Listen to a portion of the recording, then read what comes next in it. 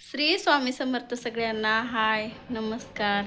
तर काल माझ्या घरी का थोडी लाईट फिटिंग करायची राहिलेली होती पहिलंच.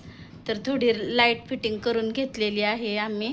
तर बघा तुम्ही किती छान अशी लाईट फिटिंग झालेली आहे. हे बघा इकडं, हे बघा. तिथून परत तिकडं देवाकडं बल्ब घेतलेला एक.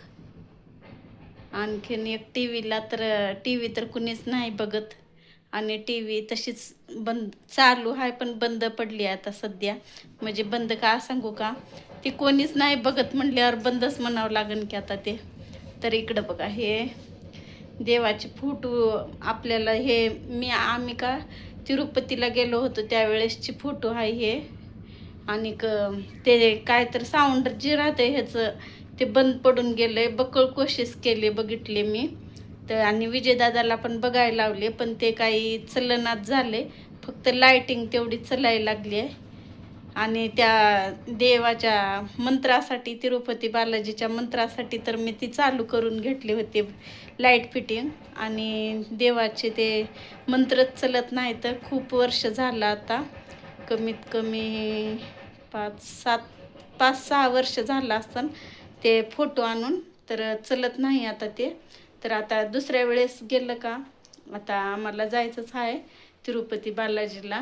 का बरं की ह्यांनी काहीतरी नवस बोललेला होता आणि त्यांचे केस पण कट करायचे तिथं, देवाचे नवसाचे आहेत. तर बघा इकडं हे फोटो आहे तिरुपती बालाजीची.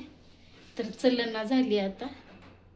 हे बघा, फक्त लाईटिंग तेवढी चलायला लागली. आणि हे नवीन बोर्ड तयार करून घेतला आम्ही देवासाठी काल. आणि देवासाठी एक बल्ब पण करून घेतला इथं बल्ब लावायला. तर बल्ब आणायचे आता. बल्ब काही आणलेले नाहीत, तरी पण बल्ब आणायचे. आणि इकडं बघा माझी सकाळची देवपूजा झालेली आहे अशी छानपैकी मस्त. आणि हे तर तुम्हाला माहीतच आहे, मी सिद्धेश्वर लातूरमधून आणले.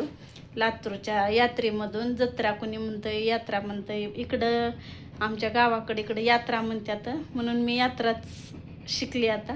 पहिलं मी जत्राच म्हणत होते सिद्धेश्वरची, लातूरची. तर इकडं तर सगळ्यांनी दर्शन घ्या. इकडं बघा असं मस्त आपली देवपूजा झालेली आहे. आणि मला खरं सांगू का, देवाची खूप आवड आहे. आणखीन कशी झाली आहे तुम्ही पण कमेंटमध्ये नक्की सांगा. आणि इकडं तर आहेत माझ्या सासूबाई बघा.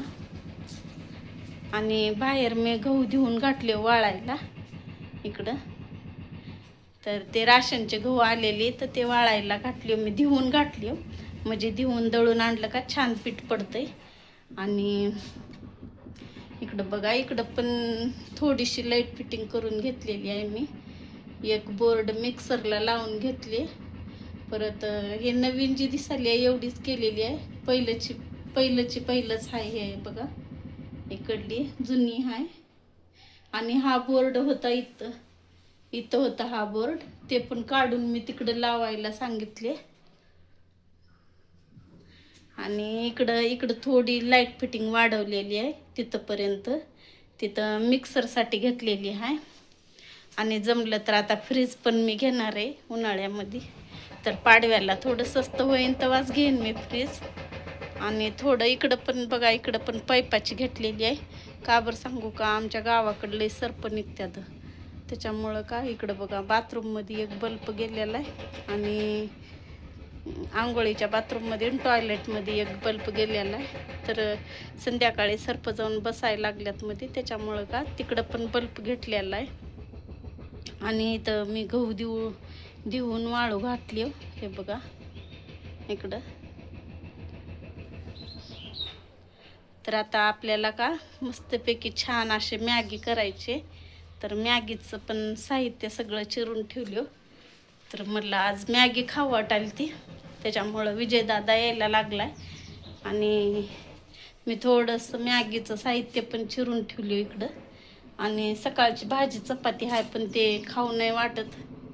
हे बघा, एक टमाटर चिरलेला आहे, परत कांदा आणि कोथिंबीर मला वाळलेलीच घ्यावं लागते जोपर्यंत फ्रीज नाही येत आमच्या घरी. मग फ्रीज आला का मग ओली कोथिंबीर राहते. तर आता आपल्याला मॅगी करायची. आता मी विजयदादाचीच वाट बघायला लागली. आणि हे माझं किचन आहे. हे घर दिसायले तुम्हाला, पण आमच्या दोघी बहिणीवाचं घर आहे. का बरं की आम्ही सख्या बहिणी सख्या जावा आहोत. तर तिनं पुण्याला राहते आहे, त्याच्यामुळं हे सगळं आम्हीच वापरता. आणि काही तसं वाटणी बिटणी झालेली नाही, पण आम्हीच वापरता. आणि त्यांनी कधी तरच येतात, असं सारखं सारखं येत नाही. तर का बरं की एक मुलगा आहे वंश, त्याची शाळा वगैरे राहते आणि सुट्ट्या पण नसत्यात. दिवाळीला परत उन्हाळ्याला येतात त्यांनी.